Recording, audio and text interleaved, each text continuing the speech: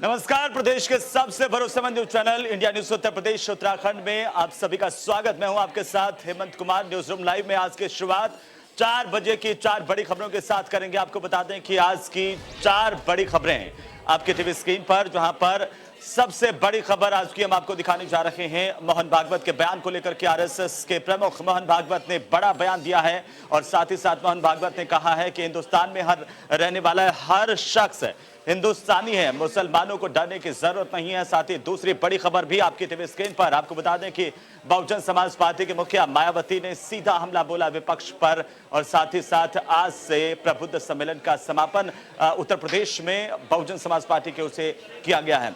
मायावती ने कहा है कि जो तमाम विपक्षी पार्टियां बीजेपी और समाजवादी पार्टी के शासनकाल में ब्राह्मणों का शोषण हुआ, अब ब्राह्मणों को गुमराह नहीं किया जा सकेगा। तीसरी बड़ी खबर हमारे साथ उत्तर प्रदेश में ओवैसी ने ऐलान कर दिया है कि एआईएमआईएम पार्टी 100 सीटों पर चुनाव लड़ेगी। ये बड़ा ऐलान और साथ ही साथ नाइट कर्फ्यू में ढील दी गई है। सभी चारों बड़ी खबरों की तस्वीरें इस वक्त आप देख रहे हैं, एक एक करके हम देखेंगे। तो चलिए शुरुआत करेंगे इस वक्त की सबसे बड़ी खबर के साथ। सबसे बड़ी खबर इस वक्त की आपको बता दें कि आरएसएस प्रमुख मोहन भागवत ने बड़ा बयान दिया है। मोहन भागवत ने कहा है कि हिंदुस्तान में रहने वाला हर शख्स हिंदू है और भारत में मुसलमानों को डरने की जरूरत नहीं है। आपको बता दें कि मोहन भागवत ने कहा है कि हिंदुस्तान में रहने वाला हर शख्स हिंदू है क्योंकि हमारे पूर्वज हिंदू थे। मोहन भागवत ने कहा कि भारत में मुसलमानों को डरने की जरूरत नहीं है। जो समझदार मुस्लिम हैं उन्हें जरूर कट्टरपंथियों का विरोध करना चाहिए। भारत में रहने वाले हिंदू और मुस्लिमों के पूर्वज समान हैं। उन्होंने कहा कि देश को आगे बढ़ाने के लिए सबको साथ चलना होगा। मुंबई में पुणे की एक सामाजिक संस्था ग्लोबल स्ट्रेटेजिक पॉलिसी फाउंडेशन की ओर से राष्ट्र प्रथम राष्ट्र सर्वोपरि विषय पर आयोजित कार्यक्रम में मोहन भागवत ने तमाम बातें कही हैं। उन्होंने कहा है कि अंग्रेजों ने मुसलमानों से अलग रास्ते जाने को कहा था। उन्होंने ही डर पैदा किया कि आप भारत में कभी नहीं रह पाएंगे क्योंकि वहां पर हिंदू बहुसंख्यक है। मोहन भागवत का बयान राजनीतिक सुर्खियों में आ गया है। हम भारत के हैं, हम भारत माता के पुत्र हैं, हम समान पूर्वजों के वंशज हैं, हम सबको स्वीकार करने वाली उदार भारतीय संस्कृति के वंशज हैं, विरासतदार हैं। अपने जीवन से उसको बढ़ाना, भारत को बड़ा करते हुए सारी दुनिया को सुख शांति देना, ये हमारा जीवन का। और इस वक्त इसी खबर पर ज्यादा जानकारी के साथ हमारे सहयोगी रजनीश पांडे हमारे साथ जुड़ चुके हैं। सीधे रजनीश का रुख करेंगे। रजनीश, मोहन भागवत ने बड़ा बयान दिया है। उत्तर प्रदेश में एक तरफ चुनाव आने वाले हैं, उससे पहले मोहन भागवत का बयान कैसे देखा जा रहा है और राजनीतिक मायने इसके क्या हैं? देखिए, मोहन भागवत का इससे पहले भी इस प्रकार का बयान आ चुका है, पर उन्होंने डीएनए पर भी उन्होंने जोड़ा था कि हिंदू मुस्लिम के जो पूर्वज है जा रहा है और धर्मांतरण को लेकर और अगर बात करें तो ये आरोप लगता रहा है कि जो मुस्लिम शासक होते थे वो हिंदू धर्मांतरण जबरदस्ती कराते थे। तो इनका जो मोहन भागवत का बयान है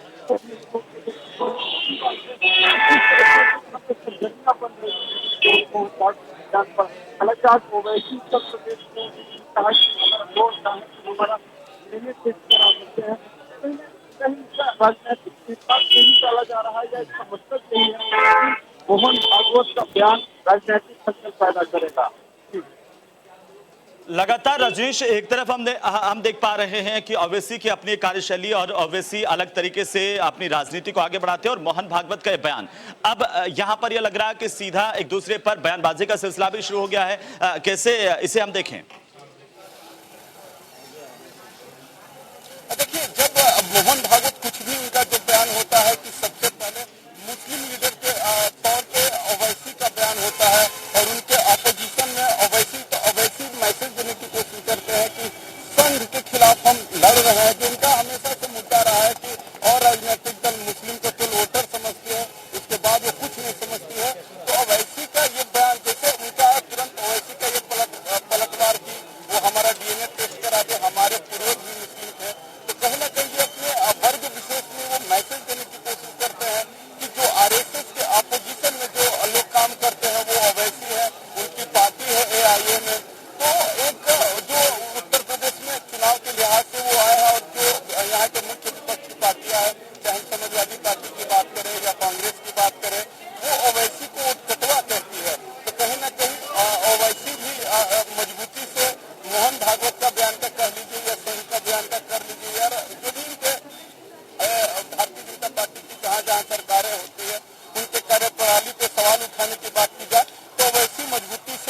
जी। कर जाते हैं। जी हेमंत। जी चलिए, बहुत बहुत शुक्रिया रजनीश तमाम जानकारी के लिए। और जाहिर सी बात है कि आरएसएस प्रमुख मोहन भागवत का बयान राजनीतिक सुर्खियों में आ गया है, इसे लेकर के अभी बयानबाजी और तेज होगी। लेकिन इस वक्त हम बढ़ते हैं 4 बजे की अगली बड़ी खबर की ओर। हम आपको बता दें, उत्तर प्रदेश में बहुजन समाज पार्टी के प्रबुद्ध सम्मेलन का समापन हो गया है। ब्राह्मणों को लेकर के एक स्ट्रेटेजी यहां पर बीएसपी की लगातार बनाई गई थी और प्रबुद्ध सम्मेलन का आयोजन बहुजन समाज पार्टी की ओर से किया गया। बड़ी जानकारी इस वक्त की, जहां पर हम आपको बता दें, बीएसपी का प्रबुद्ध सम्मेलन, और यहां पर प्रबुद्ध सम्मेलन में मायावती ने अपना संबोधन दिया है। बीएसपी सुप्रीमो ने सीधा हमला सरकार पर भी बोला और साथ ही साथ दूसरे राजनीतिक दलों को भी अपने निशाने पर लिया है। मायावती ने कहा कि बीजेपी सरकार में ब्राह्मण समाज का शोषण हुआ है। उन्होंने कहा है कि समाजवादी पार्टी बीजेपी की सोच पूंजीवादी रही है। और साथ ही साथ बीएसपी सुप्रीमो ने कहा है कि प्रबुद्ध सम्मेलन को विफल करने की भी साजिश रची गई। उन्होंने कहा कि दूसरी सरकारों की सोच जातिवादी है और सरकार बनने पर गलत कार्रवाई की जांच होगी। साथ ही साथ मायावती ने हमला बोलते हुए यह भी कहा कि अब जो है वो ब्राह्मणों का शोषण नहीं हो पाएगा, अब ब्राह्मणों को कभी गुमराह नहीं किया जा सकेगा। तो यहां पर समापन समारोह को संबोधित कर रही थी बहुजन समाज पार्टी के मुखिया, और इसी दौरान उनके बयान के अपने मायने। उन्होंने सीधे तौर पर कहा कि बीजेपी सरकार में ब्राह्मणों का शोषण किया गया। समाजवादी सरकार पर भी निशाना साधती हुई दिखाई दी है मायावती। तो मायावती ने अपने तमाम विरोधियों को निशाने पर लिया, एक के बाद एक निशाने पर लेते हुए उन्होंने कहा कि ब्राह्मणों का शोषण किया गया। दलित अत्याचार को लेकर के भी उन्होंने बात की है। ज्यादा जानकारी के साथ हमारे सहयोगी खुर्रम निजामी हमारे साथ जुड़ रहे हैं, तो सीधे हम खुर्रम का रुख कर लेते हैं। खुर्रम, मायावती का संबोधन और अब प्रबुद्ध सम्मेलन का समापन उत्तर प्रदेश में बीएसपी की तरफ से जो आयोजित किए जा रहे थे, क्या कुछ कहा है यहाँ पर मायावती ने और उसके मायने क्या है? देखिए, माने बिल्कुल साफ है। उनका साफ तौर पे कहना है कि जो प्रबुद्ध वर्ग है उत्तर प्रदेश समाज का, वो मायावती के साथ जाना चाहिए, वो बहुजन समाज पार्टी के साथ जाना चाहिए। वजह भी गिनाना चाहिए। सपा हो या भारतीय जनता पार्टी हो, उसमें प्रबुद्ध समाज यानी कि ब्राह्मण समाज को खासतौर से फोकस किया गया है। उसका कतई भी इज्जत नहीं की गई है, उसका मान सम्मान प्रतिष्ठा नहीं दिया गया जो वो डिजर्व करता था। उनका ये भी कहना था कि जब वो पहली बार मुख्यमंत्री बनी तो उन्होंने जब उनकी सरकार थी तो उन्होंने अपनी सरकार से तमाम ऐसी नौकरियों के परचम खोले जिससे कि वो अपने को अलाइन कर सकते थे समाज में, ये उन्होंने कहा। दूसरी बात उन्होंने ये कहा कि जो प्रभु समाज है उसको सब मालूम है और जो हालात बन रहे हैं उनको पता है किस तरीके से ऊपर अत्याचार हो रहा है ब्राह्मण समाज पर, और उनको सिर्फ एक ही रास्ता है और एक ही पार्टी है जो उनको इज्जत लौटा सकती है, वो है बहुजन समाज पार्टी। अब इसका असर कितना होगा, क्योंकि जितने भी वहाँ आए थे ब्राह्मण समाज के नुमाइंदे, उनसे हमारी बातचीत हुई तो वो सब बड़े पॉजिटिव नोट पर थे और होना भी था क्योंकि वो सब उसी सम्मेलन में हिस्सा लेने आए थे। लेकिन इसका जो मैसेज है वो कितना दूर तक जाएगा, कितना कामयाब होगा, क्या ये प्रबुद्ध समाज वोटर में ट्रांसफॉर्म होगा मायावती के लिए, ये तो आने वाला वक्त ही बताएगा। लेकिन उन्होंने साफ कर दिया है कि अगर आपको इज्जत चाहिए, अगर आपको सम्मान चाहिए, सुरक्षा चाहिए, तो बहुजन समाज पार्टी की सरकारी वो इज्जत, सम्मान और सुरक्षा दे सकती है। जी, लेकिन खुर्रम, जिस तरीके से बहुजन समाज पार्टी सीधे तौर पर इस वक्त वोटर्स को लेकर के ब्राह्मणों को एक टारगेट के तौर पर देख रही हैं या फिर ब्राह्मणों में अपना वर्चस्व बढ़ाने की कोशिश करती हुई नजर आ रही हैं, क्या हम उसे इस तरीके से समझें कि बहुजन समाज पार्टी का जो सोशल इंजीनियरिंग का फॉर्मूला था वो एक बार फिर से इन चुनाव में देखने को मिलेगा? जी बिल्कुल सही कहा आपने। सोशल इंजीनियरिंग जो थी उसी की वजह से मायावती सत्ता में आई थी।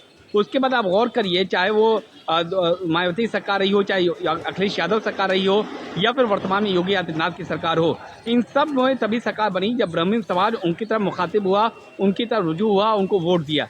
और यही वजह है कि सबको मालूम है एक दौर था जब ब्राह्मण वोट बैंक के नाम की कोई चीज़ नहीं हुआ करती थी, लेकिन मायावती ने उस वक्त ब्राह्मण वोट बैंक का इजाद किया और उनको बताया कि आप भी एक शक्ति हो सकते हैं, ताकत हो सकते हैं। और उसका असर देखने को मिला कि अब वो वोट बैंक बहुत मुखर हो चुका है और वो अपने हिसाब से चीज़ों को चलाता है और इन्फ्लुएंस करता है। 10 से 12% हैं ब्राह्मण के नाम पर, अगर आकर उत्तर प्रदेश में ब्राह्मण वोट बैंक की बात करिएगा, लेकिन वो संख्या कम है, इन्फ्लुएंस कर सकती है। ऐसी कुछ पार्टी है जैसे कांग्रेस है, वो कह रहा है कि अगर मुस्लिम हमारी तरफ आ जाएंगे तो ब्राह्मण अपने आप मेरी तरफ आ जाएंगे। यानी कहीं ना कहीं सबको मालूम है कि ब्राह्मण जिधर जाएंगे सत्ता उधर ही जाएगी। सोशल इंजीनियरिंग का फॉर्मूला कितना आगे सक्सेस हो पाता है ये चुनाव में पता चल पाएगा। बहुत बहुत शुक्रिया तमाम जानकारी के साथ हमारे साथ जुड़ने के लिए। और इस वक्त हम आपको 4 बजे की एक और बड़ी खबर से रूबरू करवा दें। आपको बता दें कि ओवैसी का एक बड़ा बयान इस वक्त सामने आ रहा है। ओवैसी ने यह साफ कर दिया है उनके पार्टी की तरफ से कि उनकी पार्टी 100 सीटों पर चुनाव लड़ेगी। यह अभी तक संशय था कि ओवैसी जब यूपी के चुनाव में आ रहे हैं उसके बाद उनकी पार्टी की आगे की रणनीति क्या होगी, तो यह अब साफ होता हुआ यहां पर दिखाई दे रहा है।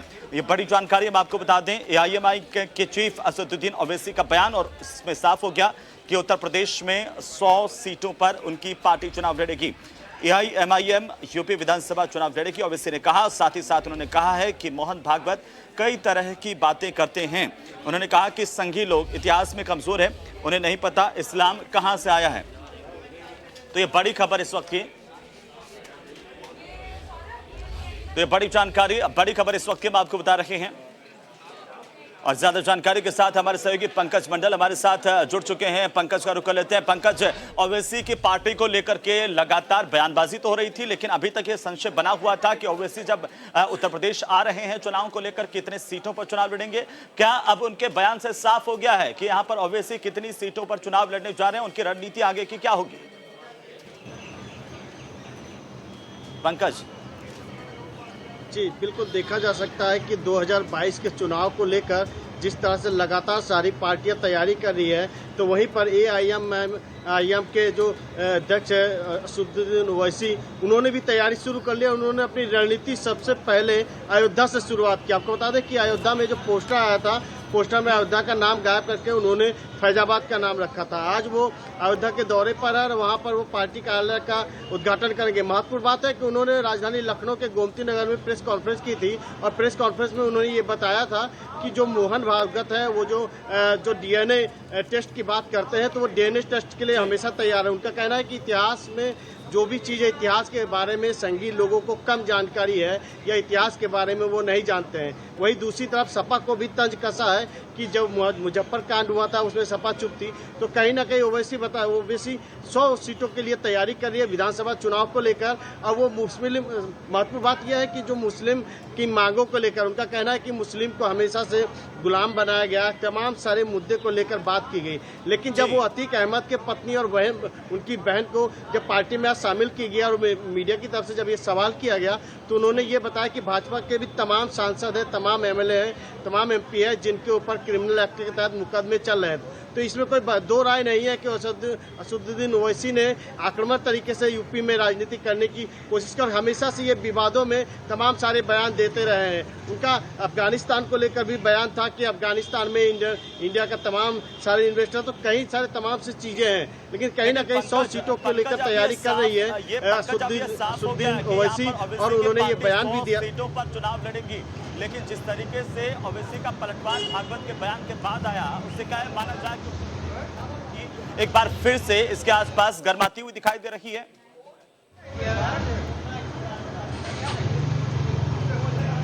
जी बिल्कुल, आपको बताना चाहूंगा कि भले ही असदुद्दीन ओवैसी राजनीति कर रहे हैं, 100 सीटों पर चुनाव लड़ेगी, लेकिन अगर ये विपक्षी को आरोप लगाते हैं कि ये जातिगत चुनाव लड़ते, धर्म की बात पर चुनाव लड़ते, तो असदुद्दीन ओवैसी क्या कर रहा है? वो भी तो जो मुस्लिम पक्षकार है, मुस्लिम की बातें करता है, मुस्लिम की बातें रखता है, मुस्लिम के हक की बातें करता है, तो कहीं ना कहीं वो भी हिंदू मुस्लिम की चुनाव करके चुनाव लड़ने की बात कर रही है। तमाम सारे आरोप लगाए जाते हैं कि ये एक तरफ से बीजेपी को फायदा पहुंचाने की काम करता है, तो वही असदुद्दीन ओवैसी का खुद का क्या वजूद है, खुद की क्या मांगे हैं और खुद की क्या रणनीति है, ये तो साफ नहीं हुआ। लेकिन ये जरूर है कि मुस्लिम को इकट्ठा करके असदुद्दीन ओवैसी 100 सीटों पर चुनाव लड़ेगी। ये देखने वाली बात होगी कि चुनाव परिणाम क्या होता है। लेकिन ये बात तय है कि असदुद्दीन ओवैसी ने इस रण की शुरुआत, आपको बता दें कि अयोध्या से शुरुआत की थी। आपको सबसे महत्वपूर्ण बात है कि उन्होंने राजभर का भी नाम लिया, सपा का भी नाम लिया, मायावती का, सबका नाम उन्होंने लिया। उन्होंने ये कहा कि जो पार्टी हमारे साथ आएगी हम उसको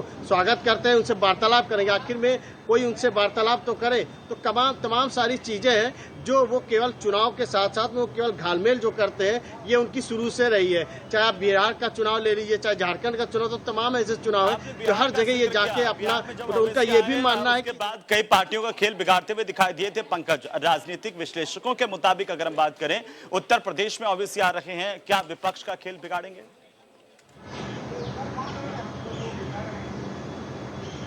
जी बिल्कुल, आपको बता दें कि कहीं ना कहीं ओवैसी अपने एक मुस्लिम का बड़ा चेहरा माना जाता है, जो वो चुनाव लड़ेगा, जो जहां मुस्लिम बहुल क्षेत्र जाहिर सी बात है वहां पर वो चुनाव लड़ेगा। और वोट बैंकिंग के जो जिस तरह से कहा जाए कि जिस तरह से बसपा मुस्लिम वोट का दावा करती है, समाजवादी पार्टी मुस्लिम वोट का दावा करती है, तो कहीं ना कहीं उसमें तो सेंध लगेगी, 100% तय है। लेकिन अब देखने वाली बात होगी कि ये टिकट का बंटवारा कैसे किया जाता है, किस क्षेत्र से चुनाव लड़ता है, क्या इनका एजेंडा रहता है, क्या किस किस पार्टियों को साथ में मिलाकर चुनाव लड़ता है, ये तो देखने वाली बात होगी। लेकिन जाहिर सी बात है कि जिस तरह से विपक्षियों पर आरोप लगाते हैं कि हिंदू मुस्लिम करते हैं, तो कहीं ना कहीं असुद्दीन ओवैसी भी मुस्लिम करते हैं। यही वजह है कि आज उन्होंने लखनऊ की प्रेस कॉन्फ्रेंस की है और लखनऊ के गोमती में प्रेस कॉन्फ्रेंस की। उन्होंने तमाम जानकारी के लिए और हमारे साथ जुड़ने के लिए ये आने वाला वक्त तय करेगा कि उत्तर प्रदेश के चुनाव में ओवैसी आखिरकार अब आगे किस तरीके से बढ़ते हैं। लेकिन जाहिर सी बात है कि ओवैसी के बयान ने उत्तर प्रदेश की राजनीति को एक बार फिर से गरमा दिया है।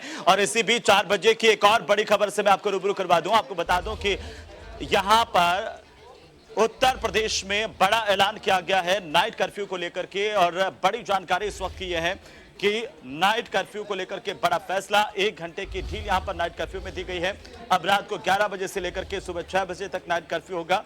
अभी तक रात को 10 बजे से नाइट कर्फ्यू की शुरुआत हो जाती थी और 9 बजे के बाद तमाम बाजार बंद करने के आदेश थे। लेकिन अब यह माना जा रहा कि बाजार जो है वो 11 बजे तक खुलेंगे। प्रदेश के 28 जिले पूरी तरह से कोरोना मुक्त हो गए हैं। उत्तर प्रदेश को लेकर के एक अच्छी खबर है और सरकार ने भी लोगों को राहत दी है नाइट कर्फ्यू से। और लगातार व्यापारियों की भी यहाँ पर मांग थी कि आखिरकार बाजार जो 9 बजे से बंद हो जाते हैं उनका समय थोड़ा बढ़ाया जाए। सरकार की ओर से बड़ा फैसला यहाँ पर किया गया है और नाइट कर्फ्यू में ढील दी गई है।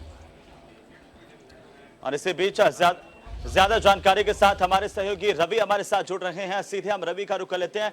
रवि, लगातार व्यापारियों की ओर से भी ये मांग की जा रही थी बाजारों को लेकर के, और क्या कुछ अपडेट इस वक्त आपके पास है? नाइट कर्फ्यू में ढील दी गई है उत्तर प्रदेश में।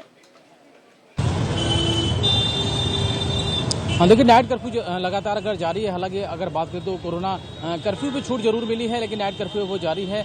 समय उसमें थोड़ा सा परिवर्तन किया गया, यानी कि जो नाइट कर्फ्यू रात के 10 बजे से था, अब वो रात के 11 बजे शुरू होगा और सुबह 6 बजे तक रहेगा। यानी कि इस दौरान जो दुकान है, बाजार पूरी तरीके से बंद हो जाएंगी। और साफ तौर पर अगर बात करें तो इसको लेकर सरकार ने निर्णय लिया है और रात 11 बजे से सुबह 6 बजे तक नाइट कर्फ्यू की शुरुआत होगी। यानी कि रात के 11 बजे से जो दुकानें और बाजार पूरी तरीके से बंद हो जाएगा और सुबह 6 बजे तक चलेगा। हालांकि अगर बात करें जिस तरीके से 2020-2021 के जो कोरोना काल में जो हालात रहे हैं, उन हालातों को लेकर काफी सरकार के प्रयास है, उसी का नतीजा है। जो करीब उत्तर प्रदेश के करीब 28 जिले ऐसे हैं जो कोरोना मुक्त हो चुके हैं और ज्यादातर जिले ऐसे हैं जहां पर यानी कि एक मरीज के करीब ही जो 24 घंटे में जो परीक्षण होता है उस दौरान एक मरीज ही मिला है। यानी कि अगर बात करें तो लगातार जो संक्रमित मरीज संख्या वो लगातार घट रही है और 28 जिले ऐसे हैं जो कोरोना से पूरी तरीके से मुक्त हो चुके हैं और लगातार जो जिले हैं वो लगातार कोरोना मुक्त होने वाले जिले हैं वो लगातार उनकी संख्या बढ़ रही है। अब 28 जिले हैं ऐसे हैं जिनमें कोरोना मुक्त हो चुका है, यानी अलीगढ़ है, अमरोहा है, बागपत, बलिया, बलरामपुर, बांदा, बस्ती, सभी को एहतियात बरतना होगा क्योंकि कोरोना से अभी पूरी तरह से हम आजाद नहीं हो पाए हैं। बहुत बहुत शुक्रिया हमारे साथ जुड़ने के लिए, तमाम जानकारी के लिए। तो उत्तर प्रदेश में नाइट कर्फ्यू में थोड़ी ढील दी गई है, लेकिन लोगों से एहतियात बरतने के लिए कहा जा रहा है। सरकार की ओर से साफ किया गया है कि लोग भीड़ भाड़ वाली जगहों पर जाने से बचें, मुंह पर मास्क लगा के रखें, सोशल डिस्टेंसिंग की पालना करें। आप देख रहे थे न्यूज़ रूम लाइव, मेरे साथ फिलहाल इतना ही, लेकिन इंडिया न्यूज पर खबरें लगातार जारी हैं। नमस्कार।